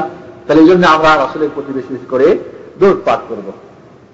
একটা হাদিসে এসেছে যে দুরূদ যিনি বেশি বেশি করে পাঠ করবেন, রাসূলের প্রতি সালাম পাঠ করবেন, ফুলসিরাতে পার হওয়ার জন্য তার একটা আলো পাবে এবং নিশ্চিন্তায় সে ফুলসিরাত পার হবে, তার পা টলমল হবে না, সে কখনোই জাহান্নামে পড়ে যাবে না। যাই হোক, এভাবে আরেকটা হলো যে আপনি যখন রাসূলের প্রতি দুরূদ পাঠ করবেন, আপনার প্রতি আল্লাহ রাব্বুল আলামিনের পক্ষ থেকে বরকত নাযিল হবে। আপনার বয়সে, আপনার আমলে, আপনার ভালো কাজে, আপনার অর্থে আল্লাহ রাব্বুল আলামিনের পক্ষ থেকে বরকত নাযিল হবে। তো আপনি বলছেন আল্লাহুম্মা বারিক ওয়া বারিক আলা মুহাম্মদ ওয়া আলা আলি মুহাম্মদ, আপনি রাসূলের প্রতি আল্লাহর পক্ষ থেকে বরকত নাযিল হতে বলতেছেন। তাহলে আপনি বরকত নাযিল করতে বলছেন, তাহলে আল্লাহ রাব্বুল আপনাকেও মাহরুম করবে না, আপনাকেও কি করবেন? বরকত দান করবেন। ঠিক এইভাবে দুরূদ পাঠ করলে রাহমাত নাযিল হয়। এইভাবে দুরূদ পাঠ করলে রাসূলুল্লাহ সাল্লাল্লাহু আলাইহি ওয়াসাল্লামের মহব্বত অন্তরে পয়দা হয়। বুঝতে পেরেছেন? রাসূলের প্রতি দুরূদ পাঠ করলে কি হবে? অন্তরে রাসূলের মহব্বত পয়দা হবে, তৈরি হবে। কেন? নিঃসন্দেহে যে ব্যক্তি দুরূদ পাঠ করবেন, কে করবেন? একটা পার্ট, ঈমানের অংশ। কেউ যদি রাসূলকে ভালোবাসে, বুঝতে হবে সেই ব্যক্তির মধ্যে ঈমান রয়েছে। বন্ধুগণ, দুরূদ পাঠ হেদায়েতের একটা কি পথ। আপনি হেদায়েত পান না, সবসময় আঁকা বাঁকা পথে চলেন, রাসূলের প্রতি বেশি বেশি করে দুরূদ পাঠ করেন, ইনশাআল্লাহ দেখবেন আপনি আল্লাহর সেই সঠিক রাস্তা পেয়ে যাবেন। এরপরে দুরূদ পাঠ করলে যেটা হবে যে রাসূল সাল্লাল্লাহু আলাইহি ওয়াসাল্লামের হক কিন্তু আমাদের প্রতি অনেক রয়েছে না? একজন মুসলমানের প্রতি 10 শ্রেণীর হক রয়েছে। প্রথম হল হক আল্লাহর হক, দ্বিতীয় যে হকটা সেটি হলো রাসূলের হক। আপনি যদি রাসূলের প্রতি দুরূদ এবং সালাম পাঠ করেন তাহলে কিছু একটা কম হলেও রাসূলের হক আদায় করলেন। যাই হোক, সংক্ষিপ্ত এই ফায়দাগুলি আলোচনা করে এবার আমি আপনাদেরকে বলবো ভালো কথা। প্রশ্ন করবেন, এত উন্নত মানের একটা ইবাদত, এত স্থানের কথায় আপনি উল্লেখ করলেন, অনেক ফায়দার কথা উল্লেখ করলেন, এই ইবাদতটা আমরা কিভাবে করব? ঠিক কিনা? তাহলে আপনাদেরকে আমি প্রশ্ন করব, ইবাদত কবুল হওয়ার জন্য শর্ত রয়েছে না? 3টা শর্ত। ঈমান হতে হবে, আপনার ঈমান থাকতে হবে। ঈমান ছাড়া কোনো ইবাদত কবুল হয় না। দ্বিতীয়ত, ইবাদতটা আল্লাহকে খুশি করার জন্য হতে হবে, একমাত্র আল্লাহর সন্তুষ্টির জন্য আপনার এই দুরূদ পাঠ হবে। দুরূদ পাঠ কি জন্য করব? রাসূলকে খুশি করার জন্য না। কেউ যদি রাসূলকে খুশি করার জন্য করে তাহলে সেটা শিরক হয়ে যাবে। বরং এই ইবাদতটা আমরা কি জন্য করব? আল্লাহ মহান রব্বুল আলামিনকে আমরা খুশি করার জন্য করব। তৃতীয় শর্ত হলো, আপনাদের এর আগে বারবার এই আলোচনাটা করেছি আমি, যে রাসূলের তরিকায় ইবাদতটা হতে হবে। গন্ডগোল তো এখানে, গন্ডগোল এখানে। এর আগে বার এসে আপনাদেরকে ইত্তেবা সুন্নাহর ব্যাপারে বলেছিলাম যে রাসূলের তরিকা অর্থ এখানে কয়েকটা জিনিস চলে আসে, এর জিন্স। যখনই বলবো রাসূলের তরিকায়, তখন এখানে আসবে জিন্স, অর্থাৎ এই দুরূদটা এটা কি ফরজ না সুন্নত না নফল না মুস্তাহাব, কি এই দুরূদটা? নিঃসন্দেহে দুরূদ পাঠ সুন্নত কিনা? এটা একটা সুন্নত। কেউ কেউ শুধু বলেছেন যে দ্বিতীয় তাশাহুদে ওয়াজিব। যাই হোক বন্ধুগণ, তাহলে আমরা দুরূদ পাঠ ওয়াজিব মনে করে করব না, কি মনে করে পাঠ করব? সুন্নত আমরা মনে করেই পাঠ করব। এরপরে আসে রাসূলের তরিকা মানে এর সমান। রাসূলুল্লাহ সাল্লাল্লাহু আলাইহি সাল্লাম কি এটাকে নির্দিষ্ট করে দিয়েছেন কোন সময়ের সঙ্গে? না। 41টি স্থানের কথা আপনাদের উল্লেখ করি নাই। হাদিস কোরআনের আলোকে 41টি স্থান উল্লেখ করা হয়েছে। মনে রাখতে হবে যে দুরূদ পাঠ রাসূলের প্রতি সালাম পাঠ কোন সময়ের সঙ্গে সম্পৃক্ত না। বুঝতে পেরেছেন? হজ কয় তারিখে হয়? হজের মাসে হজ করতে হয় না অন্য মাসে করলে হবে? কেউ যদি বলে যে আমি রমজান মাসে হজ করব, হবে নাকি? আদায় হবে না। তাহলে দুরূদ এমন একটি ইবাদত যেটা কোন সময়ের সঙ্গে খাস করে দেওয়া হয় নাই। যেই কোনো মুহূর্তে আপনার স্মরণ হবে, যেই কোনো মুহূর্তে রাসূলের মহব্বত আপনার দিলে জাগবে, যেই কোনো মুহূর্তে আপনি আল্লাহর রহমত চাইবেন, সেই কোনো মুহূর্তে ওযু থাকেন আর বেগাইরে ওযুই থাকেন, যে কোনো মুহূর্তে রাসূলের কথা স্মরণ হবে, যে কোনো মুহূর্তে রাসূলের প্রতি দুরূদ পাঠ করতে আপনার ইচ্ছা করবে, সেই মুহূর্তে রাসূলের প্রতি দুরূদ পাঠ করতে পারবেন। এটা দোকান উদ্বোধনের সঙ্গে খাস না। এই দুরূদ পাঠ মৃত্যুবার্ষিকীর সঙ্গে খাস না। এই দুরূদ পাঠ ওই বিবাহ দিবস পালনের সঙ্গে খাস না। এই দুরূদ পাঠ কোন অনুষ্ঠানকে কেন্দ্র করে খাস না। মনে রাখতে হবে যে ইবাদতটা নবী মুহাম্মদ রাসূলুল্লাহ সাল্লাল্লাহু আলাইহি সাল্লাম আম রেখে দিয়েছেন, যেই কোনো মুহূর্তে পড়তে পারেন, সেটাকে খাস করে নেওয়া নিঃসন্দেহে রাসূলের তরিকার পরিপন্থী। ঠিক কিনা? বুঝতে পেরেছেন? তাহলে দুরূদ পাঠকে কোন অনুষ্ঠানের সঙ্গে খাস করে দেওয়া, কোন দিনের সঙ্গে খাস করে দেওয়া, অবশ্যই এটা রাসূলের তরিকার পরিপন্থী। এরপরে আমরা আসবো যে দুরূদ পাঠের শব্দ। যখনই বলবো রাসূলের তরিকা, তখন খোঁজ করব যে রাসূল এই কাজটা কোন শব্দ দিয়ে আদা করেছেন। বন্ধুগণ, এখানে আমরা বড় ভুল করে বসেছি। আজকে রাসূলের যে দেওয়া দুরূদ, সেই দুরূদ কিন্তু আমরা শুধু নামাজের সঙ্গে খাস করে নিয়েছি। দুরূদ ইব্রাহিমী, ঠিক না? রাসূলুল্লাহ সাল্লাল্লাহু আলাইহি সাল্লামের প্রতি যখন আয়াত নাযিল হলো, ইন্নাল্লাহা ওয়া মালাইকাতাহু ইউসাল্লুনা আলান নবী ইয়া আইয়ুহাল্লাযীনা আমানু সাল্লু আলাইহি ওয়া সাল্লিমু তাসলিমা। কাব ইবনে উজরার হাদিস বুখারী শরীফ খুলেন। সাহাবাগণ জিজ্ঞেস করলেন, ইয়া রাসূলুল্লাহ, আল্লাহর পক্ষ থেকে আপনার প্রতি দুরূদ এবং সালাম পাঠ করার জন্য আবিষ্কৃত হয়েছি, সালাম কিভাবে পাঠ করতে হয় আমরা জেনেছি। কারণ এর আগে আপনি যেহেতু আল্লাহ সাহাবাগণ শিখেছেন, আত্তাহিয়াতের মধ্যে দুরূদ সালাম আছে না? আত্তাহিয়াতু লিল্লাহি ওয়াস সালাওয়াতু ওয়াত তাইয়্যিবাতু আসসালামু আলাইকা আইয়ুহান নবী ওয়া রাহমাতুল্লাহি ওয়া বারাকাতুহু। রাসূলের প্রতি সালাম কিভাবে আপনার প্রতি দিতে হয় আমরা পাঠ সালাম শিখেছি, আসসালামু আলাইকা ইয়া রাসূলুল্লাহ ওয়া রাহমাতুল্লাহি ওয়া বারাকাতুহু। কিন্তু দুরূদ পাঠ করার জন্য আবিষ্কৃত হয়েছি কিভাবে আপনার প্রতি আমরা দুরূদ পাঠ করব। আল্লাহ রাসূল চুপ হয়ে গেলেন। কোন বর্ণনায় আছে আল্লাহ রাসূল চুপ হয়ে গেলেন। তো সাহাবারা বলছেন, যদি রাসূলকে জিজ্ঞেস না করা হতো এটাই ভালো ছিল। কি বিপদ হয়ে গেল? এমন এক প্রশ্ন করা হলো যে প্রশ্ন উত্তর রাসূল সাল্লাল্লাহু আলাইহি সাল্লাম দিতে গিয়ে এখন চুপ করেছেন, তাহলে কোনো হয়তো এটা তিনি উত্তর জানা নাই। বুঝতে পেরেছেন? আমরা তো মনে করি কি সাহাবা একরাম কেন এটা বলছেন যে যদি না জিজ্ঞেস করা হতো এটাই ভালো, কারণ এর উত্তর জানা নেই, রাসূল এখন টেনশনে পড়বেন কিনা। রাসূল স্বয়ং উত্তর দিতে পারছেন না, এই জন্য সাহাবা একরাম বলছেন যদি প্রশ্ন না করা হতো এটাই উত্তম। কিন্তু আমরা এখন কিন্তু হুজুর সাহেব আমরা পৃথিবীর যে কোনো প্রশ্নের উত্তর জানি, আমরা নির্দ্বিধায় নিশ্চিন্তায় আমরা চোখ বন্ধ করে বলে থাকি, একটুকু ভাবি না। রাসূলুল্লাহ সাল্লাল্লাহু আলাইহি ওয়াসাল্লাম তিনি ওয়াহির মাধ্যমে কথা বলতেন, বলছেন মা ইয়ানতিকু আনিল হাওয়া ইন হুয়া ইল্লা ওয়াহয়ু ইউহা, তিনি আল্লাহর মাধ্যমে কথা বলতেন, আল্লাহর মাধ্যমে ইলহাম হয়ে গেল। কি এই আয়াত, এই আয়াত যে দুরূদ যে পাঠ করতে বলা হয়েছে, কোন শব্দ চয়ন করলে, কোন শব্দ প্রয়োগ করলে মহান রব্বুল আলামিনের সেই মহান উদ্দেশ্যটা কিভাবে আদায় হবে এবং তার সেই অর্ডারটা বাস্তবায়ন হবে, এটার শব্দ রাসূলুল্লাহ সাল্লাল্লাহু আলাইহি ওয়াসাল্লাম আমাদেরকে শিক্ষা দিলেন। সাহাবা একরামদেরকে বলে দিলেন তোমরা বলবে আল্লাহুম্মা সাল্লি আলা মুহাম্মদ ওয়া আলা আলি মুহাম্মদ কামা সাল্লাইতা আলা ইব্রাহিম ওয়া আলা আলি ইব্রাহিম ইন্নাকা হামিদুম মাজিদ আল্লাহুম্মা বারিক আলা মুহাম্মদ ওয়া আলা আলি মুহাম্মদ কামা বারাকতা আলা ইব্রাহিম ওয়া আলা আলি ইব্রাহিম ইন্নাকা হামিদুম মাজিদ, যেটাকে আমরা দুরূদ ইব্রাহিম বলি। বন্ধুগণ মনে রাখতে হবে, যদি আপনাকে দোকানদার টাকা দেয় একটা ছিঁড়া, আর দেখছেন একটা ভালো টাকা তার কাছে আছে, কোন বলবেন না যে ভালোটা দেন, বলেন না, বলেন কিনা? কেউ যদি স্বর্ণের নামে আপনাকে পিতল দেয় গ্রহণ করবেন, করবেন নাকি? দুনিয়ার ব্যাপারে আমরা ভালোটা ভালো বুঝি, ভালোটা নিতে হবে। একটা একই টাকা, একটা পুরাতন একটা নতুন, শরীরের তো পুরো ছিঁড়া টাকার কোনো ব্যাপার না, যেটাই দেন সেটাই চলে, তারপরেও মনে হয় যে না নতুনটা দেন, বলেন না? যদি সৌদি আরবে চাকরি করে মাসের শেষে 500 রিয়াল বেতনের জায়গায় 500 টাকা দেয়, গ্রহণ করবেন নাকি? কেন একই তো, ওটাও 500, এটাও 500, অসুবিধা কোথায়? ও এখানে আপনি তখন মান খোঁজ করবেন না, 500-তে 500, কিন্তু 500 রিয়ালে 6000। দুনিয়ার ব্যাপারে ভালো আর মন্দ বুঝেন, অরিজিনাল আর নকল বুঝেন।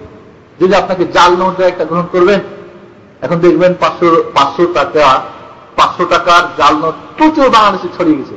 এই জন্য 500 টাকা নিতেও ভয় লাগে, দিতেও ভয় লাগে, কারণ যদি জাল নোট আপনাকে ধরে নেবে আর ইন্ডিয়ান, তাহলে তো পরবর্তীতে দিতে পারবেন না, মুসিবত কিনা।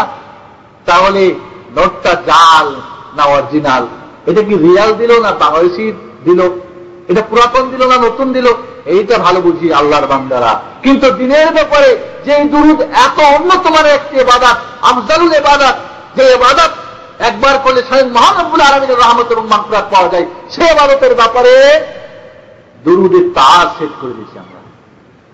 ওটা জাল দুরূদ না, জাল নোট না, ওটা দুরূদে কি হাজারি দুরূদ, হাজারি দুরূদ জানেন কিনা? দেখুন বাংলাদেশের যে কোনো বই নামাজ শিক্ষার্থীরা দেখবেন মিলেছে তাজ দুরূদ, হাজারি দুরূদ, সাফাই দুরূদ, নাকি আরো কত দুরূদের নাম রয়েছে বন্ধুগণ। তাহলে আপনি দুনিয়ার নোট ভালো মন্দ বুঝলেন, আর রাসূল সাল্লাল্লাহু আলাইহি ওয়াসাল্লাম যে অরিজিনাল আপনাকে শব্দ দিলেন, সেই শব্দ বাদ দিয়ে আপনি ইয়া নবী সালামু আলাইকা, ইয়া নবী সালামু আলাইকা, না এটা আরবি না উর্দু ফার্সি কি, এটা কিছু বুঝি না।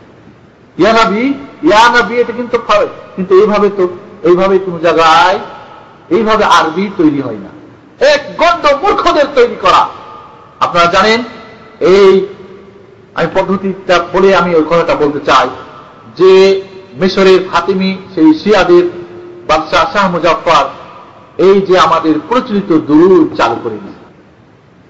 এর আগে বলেছিলাম আপনাদের 10,000 মুরগি আর 500 ছাগল ভেড়া জবাই করে যখন দেখলো মানুষরা মসজিদের দিকে যায়, কোরআন হাদিস পড়ে, তখন তাদেরকে ওই খাওয়া দাওয়ার আয়োজন করে, আর কিছু ভাইটা হুজুর তো সবসময় পাওয়া যায় নামকে অস্তে, তাদের দিয়ে সারাদিন এই দুরূদ গাও, নামাজ টামাজ বাদ দিয়ে এখানে ঈমান নষ্ট করো।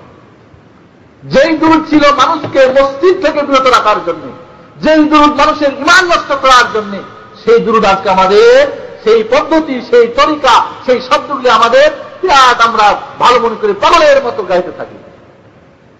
বুঝতে পেরেছেন? তাহলে বন্ধুগণ, শব্দ রাসূলের সেই অরিজিনাল শব্দ আমরা পড়ি না, কোথাকার কে মোল্লা বানাইছে, পেটের ভুকে যিনি বাঁচে না পেট ভরার জন্য, শাহ মুজাফফরের সেই ভাড়াটিয়া হুজুররা, সেই আমরা দুরূদ গাইতেছি। আমরা দুরূদ ইব্রাহিমে আমরা ক্ষান্ত না, যথেষ্ট মনে করি না। আমরা মনে করি কি আবারও দুরূদ, হাজারি দুরূদ আর তাজ দুরূদ নিয়ে আমরা ব্যস্ত আছি। তাহলে বন্ধুগণ, রাসূলের তরিকায় যখন বলবেন তখন যেরকম খোঁজ করেছিলাম এর জিন্স ফরজ না ওয়াজিব না সুন্নাত না নফল, এটা জেনে নিতে হবে। এর আপনাকে জেনে নিতে হবে এর সময়, ইবাদতটা কি সময়ের সঙ্গে সম্পৃক্ত কিনা, এই ইবাদতটার শব্দ কোরআন হাদিসে আছে কিনা। এরপরে হলো পদ্ধতি। আজকাল তো পদ্ধতি মাশাআল্লাহ, পদ্ধতি বানাতে গিয়ে শিরকে আমরা ডুবে আছি। কেমনে শিরক ভালো করে বুঝেন, আমি 5 মিনিটের মধ্যেই শেষ করতে চাই। বন্ধুগণ, পদ্ধতি রাসূল সাল্লাল্লাহু আলাইহি ওয়াসাল্লামের উপর যখন আয়াত নাযিল হলো, সাহাবায়ে কেরাম যখন জিজ্ঞেস করলেন, তখন কি আল্লাহ রাসূল বললেন যে আসো সবাই মিলে বসো, আমি গাই, আমার সঙ্গে বলতে থাকো ইয়া নবী? গাইছিলেন? গান না, কোরআন হাদিস পড়েন। রাসূল যে পদ্ধতি শিখিয়ে দিলেন সেই পদ্ধতি আমরা পছন্দ করি না। সাহাবায়ে কেরাম যে পদ্ধতি এককভাবে যখন যার খেলো তো আল্লাহ রাসূলের প্রতি দুরূদ পাঠ করতেন, সেটা আমাদের পছন্দ হয় না।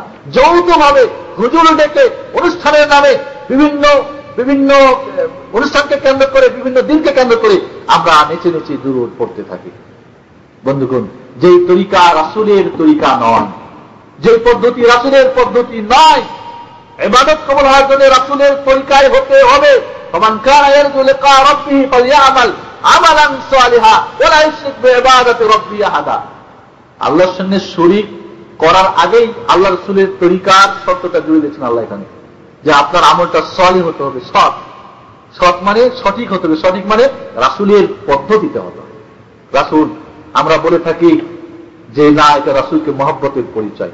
আবু বকর রাসূলকে ভালোবাসতেন না, মহব্বত করতেন না, উমর মহব্বত করতেন না, সবই বাদ দিলাম, হযরত আলী মহব্বত করতেন না, ফাতেমা মহব্বত করতেন না, হাসান হোসেন তার নানাজিকে মহব্বত করতেন না, যে নানাজি তাদেরকে ঘাড়ে করে করে ঘুরতেন। রাসূল খুতবা দিচ্ছেন, হাসান হোসেন আসতেছে নতুন কাপড় পরে আচার খাচ্ছে, আল্লাহ রাসূল মেম্বার থেকে গিয়ে দুইজনকে দুই কোলে করে নিয়ে মেম্বারের উপর দাঁড়িয়ে এবার খুতবা দিচ্ছেন। ভালোবাসতেন না তারা, নানাজি ভালোবাসার কথা জানতেন না, তা পদ্ধতি বাইর করতে পারতেন না। বন্ধুগণ, মহব্বতের নামে তরিকা সৃষ্টি যারা করে এরা হলো রাসূলের সবচেয়ে বড় দুশমন। এই জন্য কিয়ামতের দিন তাদেরকে বলবে সৌকান সৌকান লিমান গায়রা বাদি, যারা আমার পরবর্তীতে দেখে পরিবর্তন করেছো, দুরুদের তাজ বানাইছো, দুরুদে কিবা হাজারি দুরুদ বানাইছো, এর পদ্ধতি তৈরি করছো, ভাগাও এখান থেকে, হাউজ কাউসারের পানি খেতে এসেছো, ভাগাই দাও, ভাগাই দেওয়া হবে তাদেরকে। এই জন্য মনে রাখতে হবে, যারা মহব্বতের নামে নতুন করে শব্দ তৈরি করেছে, যারা সময়ের সঙ্গে দিনের সঙ্গে এটাকে খাস করে দিয়েছে, যারা আল্লাহ রাসূলের মহব্বতের নামে এর শব্দ তৈরি করেছে, যারা এর আপনার পদ্ধতি তৈরি করেছে, নিঃসন্দেহে তারা রাসূলের কাছে সবচেয়ে ঘৃণিত ব্যক্তি কিয়ামতের দিন। এবং এখনো এই জন্য বন্ধুদের মনে রাখতে হবে যে দুরূদ এত একটা উন্নত মানের ইবাদত, আজকে আমরা না জানার কারণে আমরা অন্য শব্দ দিয়ে বিভিন্ন ভাবে দুরূদ পাঠ করতে থাকি। বন্ধুগণ, আজকে আমরা স্পষ্ট আমাদের কাছে যেন হওয়া উচিত যে রাসূলের প্রতি দুরূদ পাঠের নিয়ম কি, এর শব্দ কি, এর সময় আছে কিনা, বিভিন্ন সময়কে বিভিন্ন অনুষ্ঠানকে কেন্দ্র করে পড়াটা ঠিক কিনা, সাহাবায়ে কেরাম পড়তেন কিনা, ইত্যাদি ইত্যাদি। তারপরেও বলবো শিরক কোথায়? রাসূলের প্রতি দুরূদ পাঠ করতে কিন্তু হঠাৎ করে দাঁড়িয়ে যায়, তাই না? কেন দাঁড়ায় বলেন দেখি? রাসূলের রূহ হাজির হয়েছে, ঠিক আছে। কাউরি রূহ হাজির হয় না হয় এটা গায়েবী জিনিস না প্রকাশ্য জিনিস? অদৃশ্য জিনিস। কেমনে হুজুর জানলেন যখন রাসূলের রূহ হাজির হয়ে গেছে? তাহলে তিনি গায়েব জানেন না, জানলে কেন উঠলেন? কারণ একটা নির্দিষ্ট সময়ে তারা উঠে। তাহলে বুঝতে হবে কেন ওঠেন, যে রাসূল সাল্লাল্লাহু আলাইহি সাল্লাম এসেছেন, তাকে তার রূহকে সম্মানার্থে আমাদের দাঁড়াতে হবে, ঠিক কিনা? বন্ধুগণ, যেই রাসূল সাল্লাল্লাহু আলাইহি সাল্লাম জীবদ্দশায় তাকে দেখে কেউ দাঁড়াত পছন্দ করতেন না, ধমক দিতেন, সেই রাসূল মরার পরে আপনার দাঁড়াটাকে পছন্দ করবেন? কখনোই না। বন্ধুগণ, তাহলে রাসূলের রূহ হাজির হয়েছে, এটা অদৃশ্যের ব্যাপার। যখন হুজুর সাহেব দাঁড়িয়ে যান তাহলে বুঝতে পারা যায় তিনি দাবি করেন যে তিনি অদৃশ্যকে জানেন, গায়েব জানেন। এর আগে আপনাদের বলেছিলাম, কেউ যদি গায়েব দাবি করে যে আমি অদৃশ্যকে জানি, মহান রব্বুল আলামিন ছাড়া কোন নবী, কোন রাসূল, কোন ফেরেশতা, কোন সাইয়্যিদ, কোন ওয়ালি, কোন কুতুব আর কোন হুজুর বা পীর কেউ জানে, এই কথা কেউ বিশ্বাস করে বা দাবি করে, একমতে সে কাফের, কোন সন্দেহ নেই। এবং এটা শিরক। যেটা আল্লাহর জ্ঞান, যেটা আল্লাহর জন্য খাস, সেটা কারোর জন্য, মানুষের জন্য খাস করি, শিরক হবে কিনা? এই সেন্সে আপনারা বুঝবেন না যে আমি থেকে সরাসরি শিরক বলতেছি। এই সেন্সে, অর্থে কেউ যদি কিয়াম করে রাসূলের রূহ হাজির হয়েছে, হাজির হতে পারে কে? একমাত্র আল্লাহ। আল্লাহ রাব্বুল আলামিন কোথাও তার দৃষ্টি, তার শক্তি, তার কিছু যদি হাজির করতে চান কোথাও, তাহলে তিনি করতে পারেন। রাসূল সাল্লাল্লাহু আলাইহি ওয়াসাল্লাম স্বয়ং বেঁচে থাকা অবস্থায় পারতেন না, মৃত্যুর পরে কিভাবে পারবেন বলেন? তাহলে কেউ যদি মনে করে যে রাসূলও হাজির হতে পারে যেখানে সেখানে, শিরক কিনা?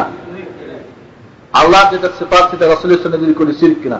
এই দুইটা সেন্সে বা দুই অর্থে যে রূহ হাজির হয়েছে এটা ইলমে গায়বের দাবি। আরেকটা হলো যে হাজির নাজির হতে পারে যেটা আল্লাহর সিফাত, সেটা রাসূলের সঙ্গে খাস করলে সেটা হয়ে গেল কি, বা রাসূলের সঙ্গে জড়াই দিলে সেটাও হলো শিরক। দুই দিক থেকে এটা বড় শিরক, শিরক আকবার, যেটা এই আকীদায় যদি কেউ করে তাহলে মিল্লাত থেকে সে বাইরে হয়ে যাবে, সে নিঃসন্দেহে কাফের, কারোরই কোনো ইখতিলাফ নাই এখানে। বন্ধুগণ, আজকে না জানার কারণে এত একটি সুন্দর ইবাদতকে আমরা সঠিকভাবে করতে পারি না। আসুন আমরা রাসূল সাল্লাল্লাহু আলাইহি ওয়াসাল্লামের প্রতি বেশি বেশি করে দুরূদ পাঠ করি এবং আল্লাহর রহমত অর্জন করি, গুনাহগুলিকে ক্ষমা করায়, আমাদের অভাব দূর করায়, আমাদের হাজাত পূর্ণ করায়। দুরূদ পাঠ করে আমরা রাসূলের সন্নিকটে কিয়ামতের দিন থাকার এবং তার সুপারিশের জন্য আমরা আশা করতে পারি। আসুন আল্লাহুম্মা সাল্লি ওয়া সাল্লিম আলা আবদিকা মুহাম্মদ ওয়া আলা আলি মুহাম্মদ কামা সাল্লাইতা আলা ইব্রাহিম وعلى آل إبراهيم إنك حميد مجيد اللهم بارك على محمد وعلى آل محمد كما باركت على إبراهيم وعلى آل إبراهيم إنك حميد مجيد। সংক্ষিপ্ত দুরূদ সাল্লাল্লাহু আলাইহি ওয়াসাল্লাম। আর বিস্তারিত দুরূদ যদি পড়তে চান তাহলে দুরূদ ইব্রাহিম, বাস। এর চাইতে উন্নত মানের কোন শব্দ রাসূল থেকে আসে নাই। এজন্য দ্বীনের ব্যাপারে আমরা সতর্ক হব যে আমরা দ্বীন খাঁটি নেওয়ার চেষ্টা করব। ভেজাল, দুনিয়ার ব্যাপারে যেরকম ভেজাল থেকে আমরা বেঁচে থাকার চেষ্টা করি, দ্বীনের ব্যাপারে যেন আমরা সঠিকটা গ্রহণ করার চেষ্টা করি এবং জানার চেষ্টা করি এবং গ্রহণ করে সেইভাবে আমরা যেন কল্যাণকামী হতে পারি। আল্লাহ রাব্বুল আলামিন আমাদেরকে আল্লাহ রাসূলের প্রতি বেশি বেশি করে দুরূদ এবং সালাম পাঠ করে আল্লাহ রাব্বুল আলামিন রহমত অর্জন করার জন্য তৌফিক দান করেন। আল্লাহুম্মা আমিন। আল্লাহ আমাদেরকে তোমার রাসূলের প্রতি দুরূদ পাঠ করার তৌফিক দান করো। আল্লাহুম্মা আমিন। আমার ভাই, আপনাদের প্রশ্ন থাকলে তাড়াতাড়ি আপনারা পাঠাবেন। হযরত মুহাম্মদ সাল্লাল্লাহু আলাইহি ওয়াসাল্লামকে হায়াতুন নবী বলা হয়, বুঝিয়ে বলুন। বন্ধুগণ, হায়াত দুই প্রকার, একটা দুনিয়াবী হায়াত, জীবন, এই দুনিয়ার একটা জীবন, আর মরার পরে একটা জীবন, ইন্তেকালের পরেও একটা জীবন। রাসূলুল্লাহ সাল্লাল্লাহু আলাইহি ওয়াসাল্লাম হায়াত বা জীবন, জীবন তো আছে বা তার হায়াত আছে, এটা হলো বারজাখী। বারজাখী মানে মৃত্যুর পরে। রাসূলুল্লাহ সাল্লাল্লাহু আলাইহি ওয়াসাল্লাম কি এখন খাওয়ার প্রয়োজন হয়? কেউ মৃত্যুর পরে খাওয়ার প্রয়োজন হয় না।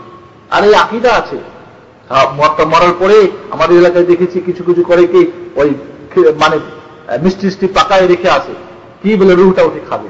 লা হাওলা ওয়ালা কুওয়াতা ইল্লা বিল্লাহ। এমনকি বেয়াদবরা, বুঝছেন, রাসূলুল্লাহ সাল্লাল্লাহু আলাইহি ওয়াসাল্লামকে যারা জীবিত বলতে গিয়ে এতই বেয়াদব, তারা এ কথাও বলেছে যে আল্লাহর রাসূল বাকাইদা তার বিবিদের সঙ্গে সহবাস করেন। বলেন নাউযুবিল্লাহ। এত চরম বেয়াদব, বেশি মহব্বত করতে গিয়ে দেখেন কোথায় করছে। এই জন্য রাসূল সাল্লাল্লাহু আলাইহি ওয়াসাল্লামের কাছে আমরা বলি প্রথমে জালসি বসে যখনই দুরূদ পাঠ করেন তখনই তার রূহটা তার কাছে পৌঁছে দেওয়া হয়। তাহলে জীবন জীবিত নাই। জীবিত যদি থাকতো তাহলে রূহ পৌঁছে দেওয়ার কোনো প্রশ্ন উঠতো? তাহলে যখন যখন দুরূদ সালাম পাঠ করা হয় তখন তখন রূহটা রাসূলের কাছে ফেরত দেওয়া হয়। তাহলে তার সঙ্গে বডির সঙ্গে রূহ নাই, তাহলে তিনি ইন্তেকাল করেছেন। তবে ওই যে জীবনটা পান, ওই জীবনটাকে এখনকার মতো যখন রূহ ফিরে আসে তখন কি তার খাওয়ার প্রয়োজন হয়? হ্যাঁ, প্রয়োজন হয় না। তখন তিনি নামাজ পড়েন, আর এই একই কথা যে নামাজও পড়েন তিনি, ইত্যাদি ইত্যাদি, তিনি সারা পৃথিবী পরিচালনা করেন। এত বড় শিরিক আকীদা যে তিনি কবর থেকে সারা পৃথিবী পরিচালনা করতেছেন, যেটা আল্লাহর সিফাত, সেটা রাসূলের সঙ্গে এত বড় শিরক। এই জন্য যদি আমরা বলি যে রাসূল জীবিত, বলবো সেই জীবনটা হলো মরার পরের জীবন, এই জীবনের মতো জীবন না। এখন তার নামাজ পড়া দরকার, তিনি দোয়া করতে পারেন, নামাজের কোনো উপকার করতে পারেন না, তিনি ইন্তেকাল করেছেন। আমরা সওয়াব প্রেরণ করি, সওয়াব প্রেরণ করেন, কোরআন পড়ার সওয়াব, খতম, কত কিছু। রাসূলের বুঝি বড় প্রয়োজন রয়েছে? রাসূলের প্রয়োজন রয়েছে আপনাদের সওয়াবের? আপনাদের কোরআন খতমের দোয়ার প্রয়োজন রয়েছে রাসূলের? আছে নাকি? অনেকেই টাকা পাঠায় বাংলাদেশ থেকে, প্রয়োজন রয়েছে? মোমবাতির টাকা পাঠায়, মোমবাতি পাঠায়, প্রয়োজন রয়েছে? যেহেতু আমরা দেখি এক শ্রেণীর মানুষকে দিনের নামে তারা ব্যবসা খুলে রেখেছে মোমবাতির আর গোলাপ জলের আর বিভিন্ন জিনিস, মনে করি এটাই মনে ভালো কাজ, রাসূলের ওখানে পাঠাই দিই। বন্ধুগণ, মনে রাখতে হবে যে রাসূল সাল্লাল্লাহু আলাইহি ওয়াসাল্লামের কাছে কোনো সওয়াব প্রেরণ করার প্রয়োজন নেই, বরং এটা বলবো এটা কোনো ইসলামের তরিকাও নয়, পদ্ধতিও নাই। আর এ ব্যাপারে মৃত্যুর পরে কবর হওয়া ছাড়া মৃত্যু মানুষের হিসাব হওয়া হবে কিনা, কি যে লিখেছেন ভাই। যাই হোক, আমার ভাই জানতে চেয়েছেন যে মৃত্যুর পরে কবরে যে আযাব, কবরে প্রশ্ন উত্তর হবে, প্রশ্ন উত্তর পরে যে যে রূপ, যদি জান্নাতি হয় জান্নাতের শুভ, আপনার এটা সবকিছু রুহের উপরে, আত্মার উপরে সবকিছু হবে। বডি তো প্রতি শেষ হয়ে যাবে, বডি প্রতি শেষ, নাহলে যারা পুড়ে মরে, যারা ডুবে মরে, এদের কোথায় আযাব হবে?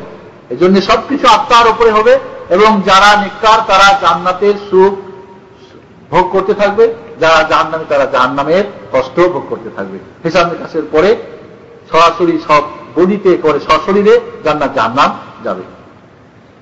আমার ভাই কি যে লিখেছেন, মিলাদ সম্পর্কে আপনি বলেছেন যে শিরক, আপনারা বলবেন যে, হ্যাঁ কি বলেন,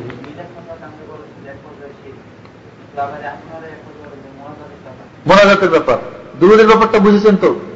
কারণ শিরকের সঙ্গে এখানে লাগাইছেন, বুঝলাম না ব্যাপারটা। মনে রাখতে হবে যে রাসূল সাল্লাল্লাহু আলাইহি সাল্লামের প্রতি দুরূদ পাঠ করব, তবে আমরা যেই ভাবে করি, আপনাদের বলছি দুইটা অর্থে শিরকের পর্যায়ে যায়। কেউ যদি ওটা বিশ্বাস না করে তাহলে বলবো না সে শিরক করছে, কেউ যদি ওই দুইটা অর্থে বা দুই পর্যায়ে করে তাহলে বলবো শিরক। তাছাড়া এমনি বলবো বেদাত, এমনি কি বলবো, ওই সিস্টেমটা বেদাত, নতুন আবিষ্কৃত ওই সিস্টেমে রাসূল সাল্লাল্লাহু আলাইহি সাল্লাম শিক্ষা দেন না, সাহাবা একরাম করেন নাই। বিদআত এবং শিরকের মধ্যে পার্থক্য আছে, বেদাত দিন থেকে বাইরে হয়ে যায় না, কিন্তু শিরক যে করে সেদিন থেকেই সম্পূর্ণ বাইরে। আমার ভাই যেটা প্রশ্ন করেছেন, বন্ধুগণ, মোনাজাতের অর্থ হচ্ছে, মোনাজাত মানে কানে কানে কথা বলা, মোনাজাত যেটা নিঃশব্দ হয়। তা আমরা নামাজের পরে এটাকে আমাদের পরিভাষায় বাংলাতে আমরা মোনাজাত ধরে নিচ্ছি, আমি জানি না কি সেন্স এটা অর্থ হয়। মোনাজাত বলবো আমি, তো মোনাজাত বলা ঠিক না। আমরা আসি দোয়া, নামাজের পরে, ফরজ নামাজের পরে নিঃসন্দেহে আল্লাহর কাছে দোয়া কবুল হয়, কিন্তু এই দোয়ার পদ্ধতি কি? একটা আগে আপনারা জানলেন রাসূলের তরিকা আপনাকে দোয়া করতে হবে। রাসূল সাল্লাল্লাহু আলাইহি ওয়াসাল্লাম করেছেন আস্তাগফিরুল্লাহ 3 বার, একটা আগে আপনাদের বলেছি, ওইটার খবর নাই, সালাম ফিরে দিয়ে আল্লাহুম্মা আমিন রাব্বানা, বাস শেষ। একই দোয়া, যেটা রাসূল করেন নাই, রাসূল করেছেন এককভাবে, সাহাবা একরাম ঠিক এককভাবে করেছেন। আমরা সেটাকে যৌথভাবে শুরু করে দিলাম, ইমাম সাহেব দোয়া করবেন, সকলে আমিন আমিন বলবো না। অবশ্যই ফরজ নামাজের পরে আপনি মোনাজাত করবেন, আপনি দোয়া করবেন, কিন্তু এককভাবে করবেন। প্রথমত আপনি রাসূল সাল্লাল্লাহু আলাইহি ওয়াসাল্লাম যেই তরিকায় করেছেন সেটুকু আগে করবেন। রাসূল যে 3 বার আস্তাগফিরুল্লাহ, একবার আল্লাহুম্মা তাসসালাম মিনকাস সালাম, এরপরে যে দোয়াগুলি, ওই যে আপনার আয়াতুল কুরসি, সুবহানাল্লাহ, আলহামদুলিল্লাহ, সূরা ইখলাস, নাস পড়া, তারপরে আপনার দুরূদ পাঠ ইত্যাদি দোয়াগুলি বললাম না, আপনার এখান থেকে হিসনুল মুসলিম দোয়ার বইটা কিনে নেবেন। রাসূল সাল্লাল্লাহু আলাইহি ওয়াসাল্লাম নামাজের পরে কি কি দোয়া করতেন, এগুলি পড়ার পরে রাসূল সাল্লাল্লাহু আলাইহি ওয়াসাল্লাম ফরজ নামাজের পরে হাত উঠিয়ে কোনদিন দোয়া করেছেন এর কোন সহিহ হাদিসে প্রমাণ নেই। তাবরানীর একটি হাদিস পাওয়া যায়, যেটা দুর্বল হাদিস, যা রাসূল ফরজ নামাজের পরে হাত উঠিয়েছেন, তবে একাকি হাত উঠিয়েছেন। এই জন্য কেউ যদি এই জয়ীফ হাদিসটা দলিল মনে করে যে না হয়তো পাইছি বা আমি আমল করব, তাহলে এককভাবে আপনি হাত উঠাতে পারবেন। তবে রাসূল যে দোয়াগুলি পাঠ করেছেন ওইগুলি আপনি আগে পাঠ করবেন, তারপরে আপনি হাত উঠাতে চান, কিন্তু যৌথভাবে না। যৌথভাবে দোয়া কুনুতে, ইস্তিসকার নামাজে, আর আপনার কুনুতে নাজিলা যেটা, আর ইস্তিসকার নামাজ, আর একটা হলো, যাই হোক, যে সমস্ত স্থানে যৌথ দোয়া এসেছে সেই সমস্ত আমরা করবো, যেখানে আসে নাই সেখানে আমরা করবো না। অবশ্যই দোয়া মোনাজাত নাই মানে কি দোয়া করবেন না, ওই সিস্টেমটা নাই, ব্যতিরিকে সবকিছুই রয়েছে।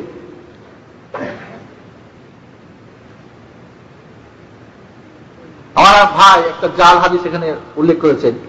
কেউ কেউ বলে থাকেন যে মুহাম্মদ সাল্লাল্লাহু আলাইহি ওয়াসাল্লামকে তৈরি না করলে এই পৃথিবীকে তৈরি করা হতো না। এর আগেও আপনাদের এই প্রশ্নটার উত্তর আমি দিয়ে গেছিলাম, বলেছিলাম এই কথাটা সম্পূর্ণ মিথ্যা, এটা একটা জাল হাদিস। লাউলা কালামা আখলাকুল আখলাক, যে নবী তুমি যদি না হতে তাহলে কিছু সৃষ্টি করতাম না। আওয়ালুমা খালাকতু খালাকা নূরি, সর্বপ্রথম আল্লাহ রাব্বুল আলামিন আমার নূর তৈরি করেছেন। এই সমস্ত এগুলি জাল হাদিস, এগুলি কি জাল হাদিসের ভিত্তিতে জাল আকীদা, বানোয়াট আকীদা স্থাপিত হয়েছে। আল্লাহ রাব্বুল আলামিন সৃষ্টি করেছেন তার মাত্র একমাত্র ইবাদত করার জন্য, আর আমরা ধরে নিলাম যে রাসূলের জন্য সৃষ্টি করেছেন। সম্পূর্ণ এটা কি ঠিক কথাটা উল্টা কথা না? এজন্য এটা একটা জাল হাদিসের ভিত্তি, এটা থেকে আমরা বাঁচার চেষ্টা করবো, এই আকীদা আমরা রাখবো না। আমার ভাই জিজ্ঞেস করছেন যে মরার পরে যে কাফারা নামাজের, আপনাদের আগেও বলছিলাম যে নামাজের কোনো কাফারার সিস্টেম কোরআন হাদিসে নেই। কেউ মরে গেছে নামাজ পড়ে নাই, ভাই এর আগে আপনাদের বলছিলাম আল্লাহর বান্দা সারা জিন্দিগি আল্লাহর নাফরমানি করলো, পাঁচবার করে দৈনিক আল্লাহর নামাজ না আদা করে একটা ফরজ তরক করলো, ঠিক আছে? আর আমি হুজুর সাহেব ফটো দিয়ে দিলাম 5,000 টাকা দিয়ে দাও, তার নামাজ আল্লাহ সব মাফ করে দেবে। আল্লাহর উপরে নতুন করে শরিয়াত চালু করে না। আল্লাহ বললেন নামাজ আকিমুস-সালাহ, নামাজ কায়েম করো, নামাজ কায়েম করো। আল্লাহ রাসূল বললেন নামাজ যে পড়ে না সে কাফের, আর আমি তার কাফারা দিয়ে নামাজ জানাজা পড়াই দিয়ে একেবারে 14 গোষ্ঠী জানাতে পারাই দেব, আল্লাহ তার সকলকে জানাতে পারাই দেব। এটা আল্লাহর উপরে কি বলবেন আপনারা বলেন? এই জন্য বলবো নামাজের কোনো কাফারার নিয়ম নেই। যদি কেউ নামাজ না পড়ে মারা যায়, আত্মীয় স্বজনরা দোয়া করতে পারে আল্লাহর কাছে, আল্লাহ তিনি নামাজ পড়েন নাই, আল্লাহ তুমি তাকে ক্ষমা করো। এই জন্য তার নামে সদকা বা এটা ওটা অনেকের কাজ করতে পারেন তার নামে ইনশাআল্লাহ।